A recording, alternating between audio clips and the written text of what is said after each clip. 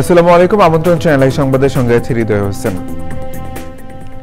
সংবাদের শুরুতেই জানিয়ে দিচ্ছি ফ্রেশ আটা ময়দা সুজি সংবাদ শিরোনাম। দ্বিকক্ষ বিশিষ্ট সংসদের পক্ষে একমত অধিকাংশ দল। সংবিধানের মৌলিক সংস্কার প্রশ্নে বিএনপির বিরুদ্ধে এনসিপির অভিযোগ। বাংলাদেশের আগামী নির্বাচন যতটা সম্ভব অংশগ্রহণমূলক হবে মনে করে ফ্রান্স। আওয়ামী লীগের জন্য অংশ নেওয়া কঠিন হবে মন্তব্য। টানা বৃষ্টি ও পাহাড়ি ঢলে বাঁধ ভেঙে ফেনীতে কৃষক ও মাছ চাষিদের ব্যাপক ক্ষতি। সরকারের সহযোগিতা চান স্থানীয় জনগণ। এবং সবুজে সাজায় বাংলাদেশ স্লোগানে যশোরের প্রকৃতি ও জীবন ক্লাবের বৃক্ষরোপণ। প্রাণ প্রকৃতি রক্ষায় এমন উদ্যোগ অব্যাহত রাখার আহ্বান।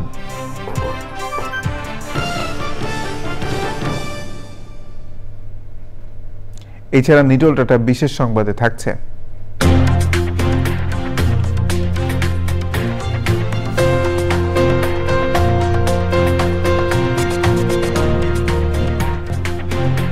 অস্ট্রেলিয়ায় ঐতিহ্যবাহী গ্রন্থাগারগুলোকে সামাজিক সহায়তা কেন্দ্রে উন্নীত করার খবর।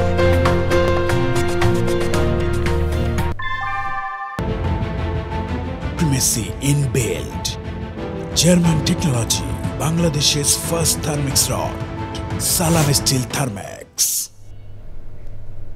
সংবাদ শিরোনামগুলো জানাচ্ছিলাম। এখনকার সংবাদ আয়োজন একই সঙ্গে চ্যানেল আই ইউটিউব চ্যানেল এবং channel I OTT platform I স্ক্রিনে লাইভ স্ট্রিম হচ্ছে। দ্বিকক্ষ বিশিষ্ট সংসদের পক্ষে অধিকাংশ দল একমত হলেও এর গঠন কাঠামো ও কার্যকারিতা নিয়ে ঐকমত্য হয়নি। এছাড়াও উচ্চকক্ষে 100 আসন এবং মৌলিক কিছু বিধান ও তত্ত্বাবধায়ক ব্যবস্থার ক্ষেত্রে 2/3 রাজনৈতিক দলের মতামত লাগবে বলে সম্মত হয়েছে বেশিরভাগ দল। সংবিধানের মৌলিক সংস্কারের প্রশ্নে বিএনপি সহ সমমনা দলগুলো বাধা তৈরি করছে বলে অভিযোগ জানিয়েছে এনসিপি। জান্নাতুল বাকের রিপোর্ট। রাজনৈতিক দলগুলোর সাথে জাতীয় ঐক্যমত্য কমিশনের দ্বিতীয় দফার 14তম দিনের আলোচনা। দ্বিকক্ষ বিশিষ্ট সংসদ ও সংবিধান সংশোধন বিষয়ে আজ মূল আলোচনা হয়।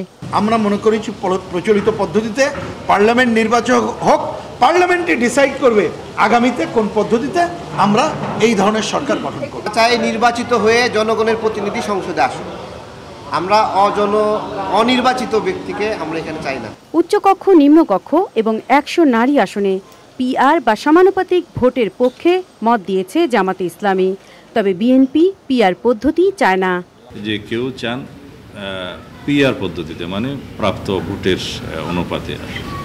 তো এখানে আবার পাওয়ার ফাংশনের বিষয় আছে, যে সাধারণ বিল কিভাবে পাস হবে, কনস্টিটিউশন অ্যামেন্ডমেন্ট হলে আপার হাউসে কিভাবে পাস হবে ইত্যাদি। তো ব্যাপক আলোচনার ভিত্তিতে কোথাও ঐক্যে আসা যায়নি, ঐক্যমত্যে আসা যায়নি। তত্ত্বাবধায়ক সরকার ব্যবস্থায়ও যদি কোনো পরিবর্তন কোনো সময় কেউ আনতে চায়, সেটাও গণভোটের মধ্যে অন্তর্ভুক্ত করা হয় যেন সেই প্রস্তাব করেছিলাম, সেটা অ্যাকসেপ্টেড হয়েছে। জামাতে ইসলামী বলছে দ্বিকক্ষ বিশিষ্ট সংসদের পক্ষে তারা মৌলিক সংস্কারের প্রশ্নে ছাড় দেবে না এনসিপি। যে more than 2/3 in favour of PR system, এবং আমরা আশা করছি এটা রোববার আমরা একটা ফাইনাল ডিসিশন পাবো ফ্রম দি কমিশন।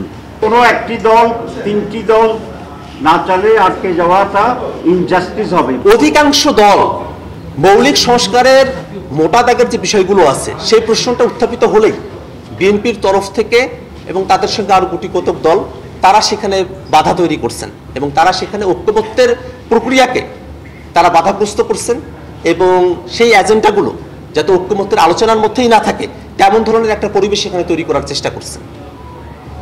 কমিশনের সাফল্য ব্যর্থতা নিয়ে কথা বলেন ঐক্যমত্য কমিশনের সহসভাপতি। ঐক্যমত্য কমিশনের ব্যর্থ হওয়ার কোনো সুযোগ নেই। আমাদেরকে কোনো না কোনোভাবে এই যে কাঠামো পরিবর্তনের যে দায়িত্ব দেওয়া হয়েছে সেটা আমাদের পালন করতে হবে, কিন্তু এটা কমিশনের একমাত্র দায়িত্ব নয়। জামাতে ইসলামী বলছে 1-2টি দলের কারণে ঐক্যমত্য আটকে গেলে তা হবে বৈষম্য। আলোচনার সারসংক্ষেপ ঐক্যমত্য কমিশনকে রোববারের মধ্যে জানানোর তাগিদ দিয়েছে জামাতে ইসলামী। জান্নাতুল বাকিয়া, চ্যানেল আই, ঢাকা।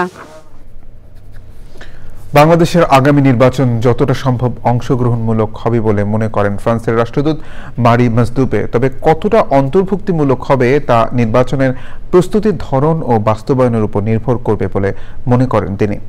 সাংবাদিকদের তিনি বলেন, দলীয় কার্যক্রম নিষিদ্ধ থাকা, জুলাই হত্যাকাণ্ডের জন্য ক্ষমা না চাওয়া এবং বিচার প্রক্রিয়া চলমান থাকায় আওয়ামী লীগের জন্য আসন্ন নির্বাচনে অংশ নেওয়া কঠিন হবে। ভোট আয়োজনে ফ্রান্সের সহযোগিতারও আশ্বাস দেন রাষ্ট্রদূত। পান্থের রহমানের রিপোর্ট। আগামী বছরের ফেব্রুয়ারি নাগাদ নির্বাচন হতে পারে এমন ইঙ্গিত দিয়ে চলতি বছরের মধ্যেই আইন শৃঙ্খলা রক্ষাকারী বাহিনীকে প্রস্তুত থাকার নির্দেশ দিয়েছেন প্রধান উপদেষ্টা ডক্টর মোহাম্মদ ইউনূস। প্রসঙ্গ ওঠায় ফ্রান্সের জাতীয় দিবসের অনুষ্ঠানের ফাঁকে বাংলাদেশের আসন্ন নির্বাচন নিয়ে নিজের প্রত্যাশার কথা জানান দেশটির রাষ্ট্রদূত। I'm confident that the Election Commission is going to do a great job. That's clearly their intention. So hopefully it will be as inclusive as possible. আমি বিশ্বাস করি নির্বাচন কমিশন ভালোভাবে কাজ করবে। এটাই যে তাদের উদ্দেশ্য তা পরিষ্কার। তাই আশা করছি নির্বাচনটি যতটা সম্ভব অন্তর্ভুক্তিমূলক হবে। আমরা জানি বাংলাদেশের একটি ঐতিহাসিক রাজনৈতিক দলের কার্যক্রম নিষিদ্ধ রয়েছে। যতক্ষণ না সেই দল নিজেদের সংস্কার করছে, ক্ষমা চাইছে এবং তাদের কিছু নেতার বিচার হচ্ছে, ততক্ষণ পর্যন্ত যে তাদের নির্বাচনে অংশ নেওয়া কঠিন সেটিও আমরা বুঝি। রাষ্ট্রদূত মনে করেন অংশগ্রহণমূলক মানে শুধু বড় দল নয়, বরং ছোট ছোট দল ও স্বতন্ত্র প্রার্থীদের সর্বোচ্চ অংশগ্রহণ। Interim government under the wise leadership of Dr. Yunus has been engaging and committing itself to prepare the scene to hold free and fair elections. Doctor Mohammad ইউনূসের নেতৃত্বে অন্তর্বর্তী সরকার অবাধ ও সুষ্ঠু নির্বাচন আয়োজনের পরিবেশ তৈরিতে কাজ করছে। এটা তাদের অঙ্গীকার। ফ্রান্স এই প্রচেষ্টাকে সমর্থন করছে। সম্ভব হলে আমরা ইউরোপীয় জোট ও আন্তর্জাতিক পর্যবেক্ষক দল পাঠিয়েও সহায়তা করতে চাই। এই সরকার অবাধ ও সুষ্ঠু নির্বাচন আয়োজনে কাজ করছে উল্লেখ করে সহযোগিতার আশ্বাসও দেন তিনি। পান্থের রহমান, চ্যানেল আই, ঢাকা। 2024-এর গণ অভ্যুত্থানে 14 জুলাই নারীদের সাহসী উত্থান উদযাপনে শাহবাগে চলছে সমাবেশ। সেখানে আছেন মিথিলা নাজনীন, সরাসরি যাচ্ছি তার কাছে। মিথিলা, সমাবেশের এখন কি পরিস্থিতি, বিস্তারিত জানতে চাই।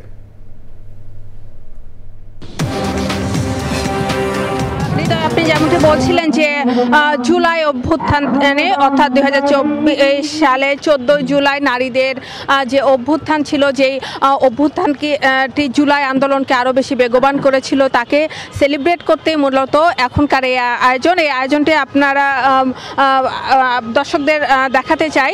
এখানে কিন্তু বিভিন্ন শ্রেণী পেশার নারীরা তারা কিন্তু এখানে অংশ নিয়েছেন। শুধু নারীরা বললে ভুল হবে, এখানে কিন্তু যারা পুরুষ আছেন তাদেরও অনেক অংশ নিয়েছেন। এবং এই আয়োজনের মূল উদ্দেশ্য হলো যে জুলাই অভ্যুত্থানে নারীদের যে অংশগ্রহণ ছিল সেটাকে যেমন স্মরণ করিয়ে দেওয়া, তেমনি অভ্যুত্থান পরবর্তী সময়ে বিভিন্ন জায়গায় নারীদের নিরাপত্তা নিশ্চিত করা, নারীদের প্রতি যে ধরনের ধর্ষণ, নিপীড়ন কিংবা যে ধরনের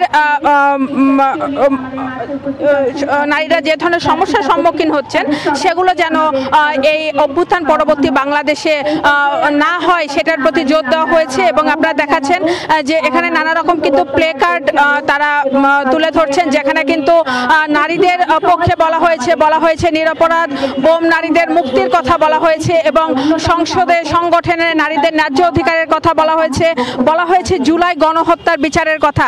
তেমনি যারা জুলাই অভ্যুত্থানে যারা শহীদ হয়েছেন সেই শহীদ পরিবারগুলোর প্রতি তাদের প্রতি সহানুভূতি, সমবেদনা কিংবা তাদের খোঁজ খবর নেওয়া, এগুলো যেমন বলা হয়েছে, তেমনি যারা আহত রয়েছেন তাদের পুনর্বাসনের ব্যাপারেও জোর দেওয়া হয়েছে। সর্বোপরি এখানে এই সমাবেশ শেষে নারীদের যে অবদান, সেই অবদানটি তুলে ধরার পরে এই সমাবেশ শেষে কিন্তু মশাল মিছিলেরও আয়োজন করা হয়েছে, যার মধ্য দিয়ে ফুটে উঠবে আসলে জুলাই অভ্যুত্থানে নারীদের যে সাহসী অংশগ্রহণ সেটির বিষয়। এবং সর্বোপরি এই ধরনের আয়োজনের মধ্য দিয়ে নারীর সম অধিকার এবং সমাজে তাদের যেন ন্যায্য অধিকার প্রতিষ্ঠা পায় সেটির উপর জোর দেওয়া। ধন্যবাদ অনেক।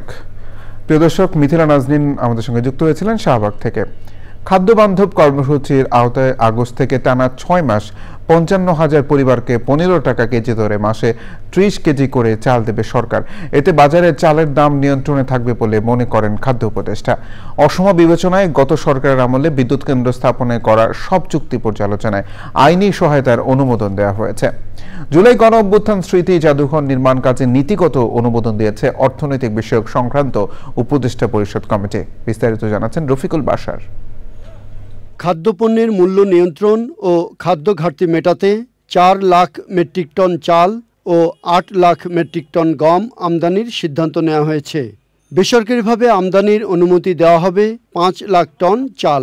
বন্যা ও প্রাকৃতিক দুর্যোগের কথা ভেবে খাদ্য পরিকল্পনা ও পরিধারণ কমিটির সভায় এই সিদ্ধান্ত নেওয়া হয়েছে। খাদ্য বান্ধব কর্মসূচিতে এবার বাড়ানো হয়েছে পরিবারের সংখ্যা। 55 লাখ পরিবার 30 কেজি করে চাল পাবে 6 মাস, আগস্ট, সেপ্টেম্বর, অক্টোবর, নভেম্বর পর্যন্ত পাবে আমাদের বর্তমান পরিকল্পনা অনুসারে। আমরা আশা করছি যে বাজেটটা তুলনামূলকভাবে একটু কম হবে। বন্যার কোনো ঝুঁকি রাখি নাই, যাতে কোনো আমনে বন্যা হতে পারে এটা ধরে নিয়ে আগাম প্রস্তুতি হিসেবে আমরা 4 লাখ মেট্রিক টন চাল সরকারিভাবে আমদানির জন্য করছি।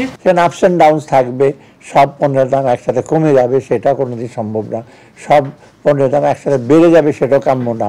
এর আগে ক্রয় সংক্রান্ত উপদেষ্টা কমিটির বৈঠকে সব বিদ্যুৎ কেন্দ্রের দেশি বিদেশি চুক্তি পর্যালোচনা করতে আইনি সহায়তার অনুমতি দেওয়া হয়। বিগত সরকারের সময় কতগুলো ইন্ডিপেন্ডেন্ট পাওয়ার প্ল্যান্টের কতগুলো চুক্তি হয়েছিল, চুক্তিতে আমরা দেখেছি অনেক অসম ক্লজ ছিল, সেগুলো রিভিউ করার জন্য। এবং রিভিউ করার জন্য বিজ্ঞান এখানে অনেকগুলো কোম্পানি আছে, বিদেশি কোম্পানি, তাদের চুক্তিগুলো রিভিউ করার জন্য হাইকোর্ট থেকে একটা নির্দেশনা আছে, যাতে এটা তাদের সাথে আলাপ আলোচনা করে যাতে আমরা ইস্যু করি, এবং এই জন্য আমাদের আইনি সহায়তা দরকার। এছাড়া জুলাই গণ অভ্যুত্থান স্মৃতি জাদুঘর নির্মাণ কাজ বাস্তবায়নে নীতিগত অনুমোদন দিয়েছে অর্থনৈতিক বিষয় সংক্রান্ত উপদেষ্টা পরিষদ committee. Rafiqul Bashar, channel I, Dhaka. বিএনপির স্থায়ী কমিটির সদস্য আমির খসরু মাহমুদ চৌধুরী বলেছেন, যুক্তরাষ্ট্রের শুল্ক মোকাবেলায় নিরাপত্তা সহ নানা বিষয়ে সরকারকে সমন্বিত সহযোগিতা করবেন তারা। বিকেলে রাজধানীর বনানীতে হোটেল সেরেনায় ব্যবসায়ীদের সঙ্গে বৈঠক শেষে তিনি একথা জানান। বলেন, মার্কিন যুক্তরাষ্ট্রের শুল্ক নিয়ে বিএনপি কাজ করবে। মার্কিন বাজারে রফতানির সাথে 15 থেকে 16 লাখ মানুষের কর্মসংস্থান জড়িত, তাই মার্কিন রফতানি বিসর্জন দিয়ে অন্যভাবে অর্জন করা সম্ভব হবে না।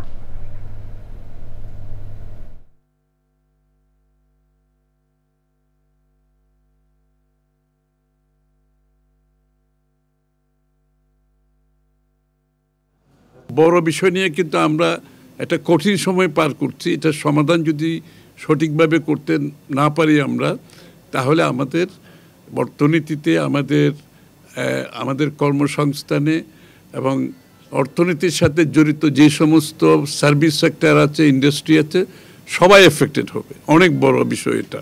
আমরা সরকারকে সমর্থন দিয়ে, আমরা চাই সরকারকে সমর্থন দিয়ে বিষয়টির সুষ্ঠু সমাধানের মাধ্যমে আমরা এই অবস্থা থেকে যাতে বেরিয়ে আসতে পারি। জাতীয় নাগরিক পার্টির আহ্বায়ক নাহিদ ইসলাম বলেছেন, ইনসাফ ভিত্তিক গণতান্ত্রিক রাষ্ট্র ব্যবস্থার জন্য জুলাই গণ অভ্যুত্থান হয়েছিল। আগামীর বাংলাদেশ করতে জুলাইয়ের মতো সবাইকে পাশে থাকতে হবে। ভোলায় পথসভায় নাহিদ বলেন, গণ অভ্যুত্থানকে ধারণ করে আগামীর বাংলাদেশ করতে চায় এনসিপি। ছাত্র জনতার আন্দোলনে জন্ম নেওয়া জাতীয় নাগরিক পার্টি জনতার রাজনীতি করতে চায় বলে জানান নাহিদ।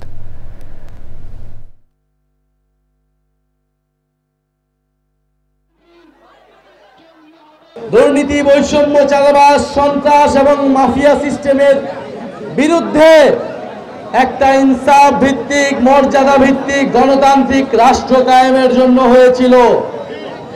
আমরা সেই ব্যবস্থা প্রতিষ্ঠার জন্য লড়াই করছি। আমরা চাই সেই লড়াইয়ে গণ অভ্যুত্থানে যেভাবে ভোলার সন্তানেরা অগ্রনায়ক ছিল, অগ্রসৈনিক ছিল, আমাদের এই লড়াইও ভোলাকে সামনে থেকে লড়াই করতে হবে, নেতৃত্ব দিতে হবে। নারায়ণগঞ্জের আলোচিত সাবেক এমপির শামীম ওসমান ও তার স্ত্রীর বিরুদ্ধে অবৈধ সম্পদ অর্জনের অভিযোগে মামলা দায়ের করেছে দুদক। আর অর্থ পাচারের অভিযোগে চট্টগ্রাম বন্দরের চেয়ারম্যানের বিরুদ্ধে অনুসন্ধান শুরু করেছে কমিশন। এনামুল কবির উপমের রিপোর্ট।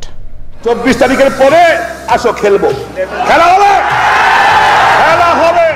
নিষিদ্ধ আওয়ামী লীগের আলোচিত নেতা বিভিন্ন কারণে বিতর্কিত নারায়ণগঞ্জের সাবেক এমপি শামীম ওসমান। বিগত ফ্যাসিস্ট সরকারের আমলে তার দাপটে কাঁপত শিল্প ও বন্দর নগরী নারায়ণগঞ্জ।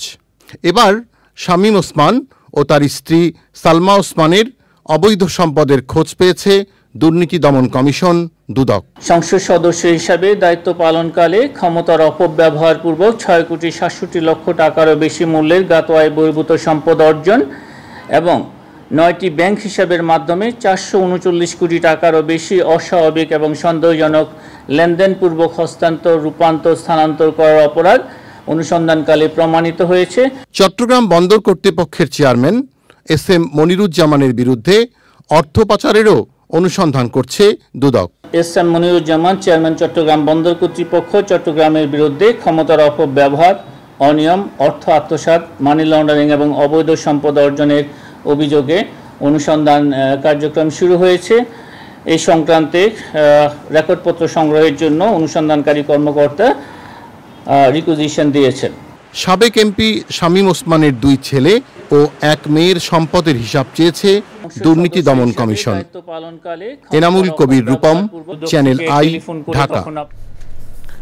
কয়েকদিনের টানা বর্ষণ ও উজান থেকে নেমে আসা পাহাড়ি ঢলে ফেনীর মুহুরী, কহুয়া ও সিলোনিয়া নদীর বাঁধ ভেঙে বিভিন্ন এলাকায় ফসল, আমনের বীজতলা, আউশ আবাদ ও মাছ চাষিদের ক্ষতি হয়েছে। ক্ষতি পুষিয়ে ঘুরে দাঁড়াতে সরকারের সহযোগিতা চেয়েছেন স্থানীয় জনগণ।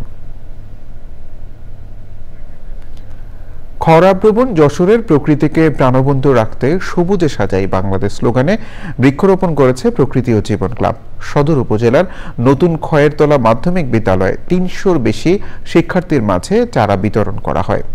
প্রাণ প্রকৃতি রক্ষায় এমন উদ্যোগ অব্যাহত রাখার আহ্বান জানান পরিবেশ প্রেমীরা। যশোর থেকে আকরামুজ্জামানের তথ্য ভিডিওচিত্রে আফরোজা হাসির রিপোর্ট। জলবায়ু পরিবর্তনের বিরূপ প্রভাবের পাশাপাশি নির্বিচারে বৃক্ষনিধন সহ পরিবেশ বিধ্বংসী নানা কর্মকাণ্ডে ওষ্ঠাগত যশোরের প্রাণ প্রকৃতি। এমন পরিস্থিতিতে নির্জীব প্রকৃতিকে সবুজ শ্যামল ও প্রাণবন্ত করতে সারা দেশের মতো যশোরেও ব্যাপক হারে বৃক্ষরোপণ করছে প্রকৃতি ও জীবন ক্লাব। সবুজে সাজাই বাংলাদেশ এই প্রতিপাদ্যে যশোরে বৃক্ষরোপণ কর্মসূচি পালন করেছে প্রকৃতি জীবন ক্লাব। এখানে নানা জাতের গাছ লাগানোর পাশাপাশি একটি খুব বিশেষ একটি ফলের গাছ লাগানো হয়েছে, যেটা কাটিমন। এই যে আমটি 12 মাস ব্যাপী ফল দেয়, সেই কাটিমন গাছের চারা রোপণ করা হয়েছে এখানে। আমাদের এই যে নানা ধরনের গাছ আমাদের চারপাশে, এদের কিন্তু একটা বিশাল ভূমিকা আছে অন্যান্য কাজের পাশাপাশি। সেটা হলো বায়ুতে যে ধূলিকণা আছে সেটাকে শোষণ করে নেয়। এই গাছ থেকেই কিন্তু আমরা ফল পাচ্ছি, ফুল পাচ্ছি, ঔষধি উপকরণ পাচ্ছি এবং কাঠ পাচ্ছি। সুতরাং এই উপকার যদি পেতে চাই তাহলে এই বর্ষায় আমাদের কিন্তু বৃক্ষরোপণ করতে হবে এবং এই বৃক্ষরোপণ কর্মসূচি চালিয়ে যেতে হবে জোরে সোরে সারা বাংলাদেশ ব্যাপী। বৃক্ষরোপণে নতুন প্রজন্মকে সম্পৃক্ত করতে শিক্ষার্থীদের গাছের চারা উপহার দেওয়া হয়। গাছগুলো আমাদের জন্য অনেক উপকারী, এগুলো প্রকৃতির জন্যও ভালো। ছাত্রছাত্রীদের ভিতরে যে গাছগুলো বিতরণ করেছে তার মাধ্যমে আমরা অনেক খুশি হয়েছি। গাছ আমাদের পরিবেশের জন্য অনেক ভালো, আমাদের অক্সিজেন দেয়। এই গাছ যেমন আমাদের ফল ফুল সবকিছু দেয়, তেমনই আমরা এই গাছ থেকে অনেক শিক্ষাও নিতে পারি। আমরা খুবই আনন্দিত, আমরা গাছ লাগাবো, বৃক্ষরোপণ করব, যে ফল আসবে সে ফলটা ভবিষ্যতে আমরা খেতে পারবো। ভবিষ্যৎ প্রজন্মের জন্য নিরাপদ পৃথিবী গড়তে প্রকৃতি ও জীবন ক্লাবের উদ্যোগকে স্বাগত জানান বিশিষ্টজনরা। ফলের চারা দেওয়ার মাধ্যমে আমাদের একদিকে পরিবেশটা সবুজ থাকবে, আবার আমাদের পুষ্টির নিশ্চয়তা বিধান হবে। তাদের ভিতরে একটা চেতনা সৃষ্টি হবে যে আমাদের পরিবেশ রক্ষার জন্য বৃক্ষরোপণ আমাদের খুব প্রয়োজন। সবুজ শ্যামল দেশ করতে কর্মসূচি অব্যাহত থাকবে জানান আয়োজকরা। সবুজে সাজায় বাংলাদেশ এর অংশ হতে পেরে তাদের মধ্যে একটা আনন্দ উপলব্ধি করতে পারছে। যে সকল শিক্ষার্থীর হাতে তুলে দেওয়া হলো তারা কিন্তু অত্যন্ত আনন্দের সাথেই তারা প্রত্যেকে তাদের বাড়িতে একটা প্রকৃতি সাজাতে পারবে এবং সে সাজানোর জন্য যে প্রকৃতি এবং জীবন ক্লাব যে উদ্যোগ গ্রহণ করেছে আমি সাধুবাদ জানাচ্ছি। পরিবেশ ও প্রকৃতির উন্নয়নে বৃক্ষরোপণ কর্মসূচিকে বেগবান করতে সবাইকে এগিয়ে আসার আহ্বান পরিবেশবাদীদের। আফরোজা হাসি, প্রকৃতি ও জীবন desk, channel I. Bangladesh Sri Lanka টি-20 সিরিজ প্রসঙ্গ।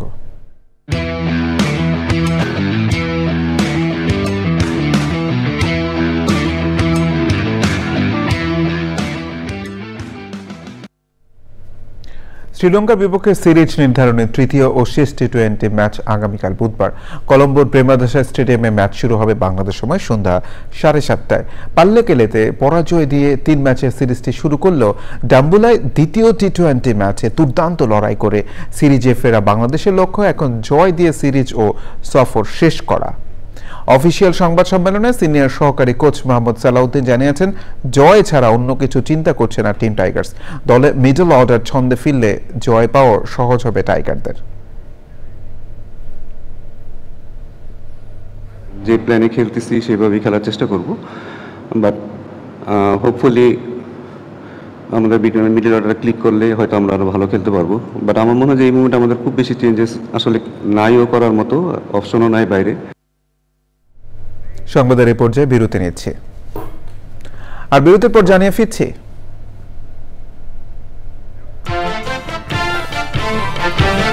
50 দিনের মধ্যে যুদ্ধবিরতি চুক্তি না করলে রাশিয়ার উপর কঠোর শুল্ক আরোপে ট্রাম্পের হুমকি। ওয়াশিংটন ডিসিতে ন্যাটো প্রধানের সঙ্গে বৈঠক।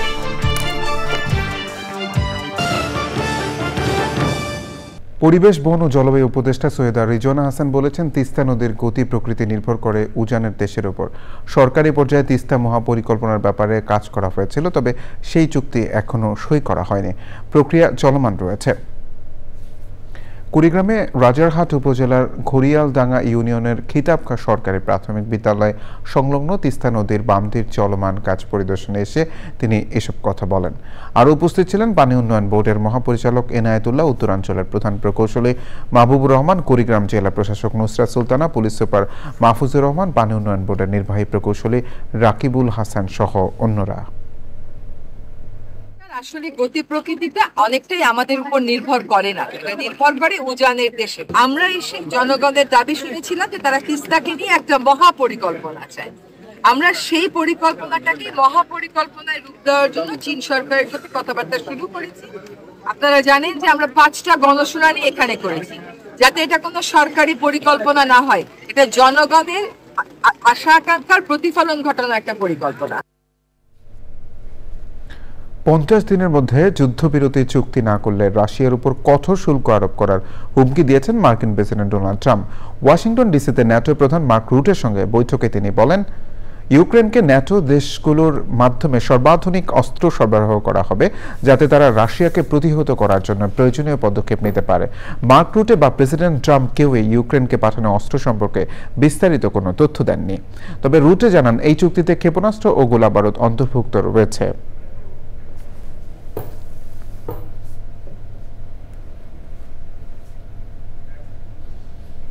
বিশিষ্ট শিল্পপতি HRC গ্রুপের চেয়ারম্যান সাইদ হোসেন চৌধুরী মারা গেছেন।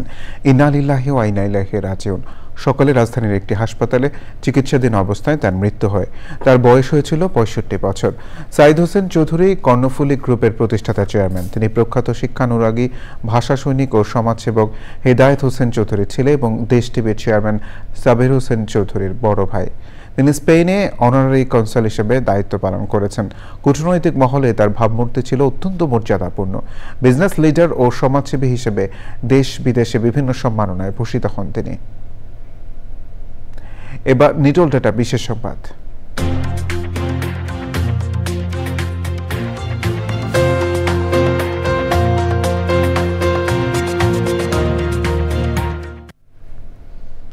অস্ট্রেলিয়ায় ঐতিহ্যবাহী লাইব্রেরিগুলো এখন কেবল বই পড়ার জায়গা নয়, বরং হয়ে উঠেছে গৃহহীন, অভিবাসী এবং মানসিক স্বাস্থ্য সংকটে থাকা মানুষের নিরাপদ আশ্রয়। হিটওয়েভ চলাকালে মেলবোর্ন, সিডনি ও পার্থের পাবলিক লাইব্রেরিগুলোতে ঠান্ডা পরিবেশে প্রয়োজনীয় পানীয়, স্বাস্থ্য তথ্য ও বিনামূল্যে ওয়াইফাই প্রাপ্তি অনেকের জীবন রক্ষা করেছে। বিশেষজ্ঞরা বলছেন, এই পরিবর্তন নীরব সামাজিক বিপ্লব, যেখানে জ্ঞান কেন্দ্রগুলো হয়ে উঠেছে সমাজের সবচেয়ে প্রান্তিক জনগোষ্ঠীর সহানুভূতির আশ্রয়স্থল।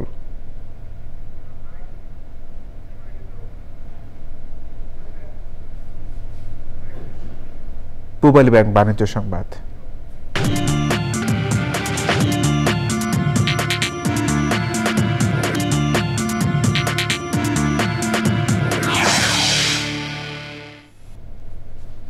নির্মাণ খাতে আধুনিকতা আর স্থায়িত্বের নতুন মাত্রা যোগ করতে ঠাকুরগাঁয়ে মেঘনা গ্রুপের ঢালাই স্পেশাল সিমেন্টের ডিলারশিপ চালু হয়েছে। ইউনিক সিমেন্ট ইন্ডাস্ট্রিজ লিমিটেডের বাজারজাতকৃত বিশেষ এই সিমেন্টের জেলা ডিলারশিপ পেয়েছে ঠাকুরগাঁওয়ের মেসার্স SR টেরাস। উদ্বোধন অনুষ্ঠানে ছিলেন মেঘনা গ্রুপ অব ইন্ডাস্ট্রিজের senior general manager brand Kazi Mohammad Mohiuddin, deputy general manager Ashiq Ahmed, AGM Bidyut Kumar বণিক এবং অন্য কর্মকর্তারা।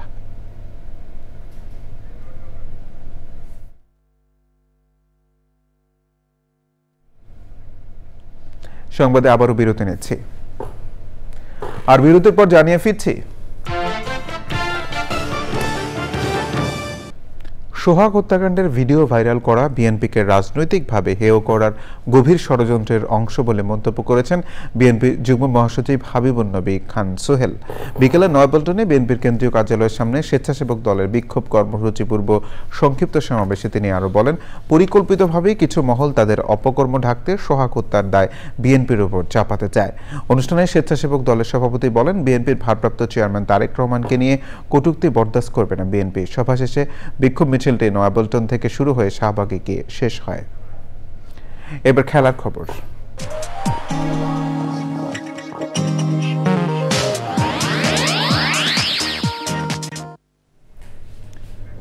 সাফ অনূর্ধ্ব 20 নারী চ্যাম্পিয়নশিপে নিজেদের তৃতীয় ম্যাচ। সংবাদ শেষ করব সবশেষে ফ্রেশ আটা ময়দার সুধী সংবাদ শিরোনামগুলো জানিয়ে দিচ্ছি আরো একবার। দ্বিকক্ষ বিশিষ্ট সংসদের পক্ষে একমত অধিকাংশ দল। সংবিধানের মৌলিক সংস্কার প্রশ্নে বিএনপির বিরুদ্ধে এনসিপির অভিযোগ।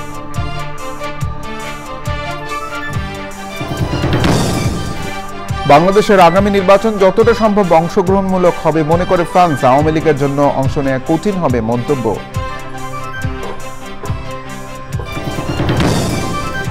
টানা বৃষ্টি ও পাহাড়ি ঢলে বাঁধ ভেঙে ফেনীতে কৃষক ও মাছ চাষিদের ব্যাপক ক্ষতি। সরকারের সহযোগিতা চান স্থানীয় জনগণ। এবং সবুজে সাজায় বাংলাদেশ স্লোগানে যশোরে প্রকৃত জীবন ক্লাবের বৃক্ষরোপণ। প্রাণ প্রকৃতি রক্ষায় এমন উদ্যোগ অব্যাহত রাখার আহ্বান।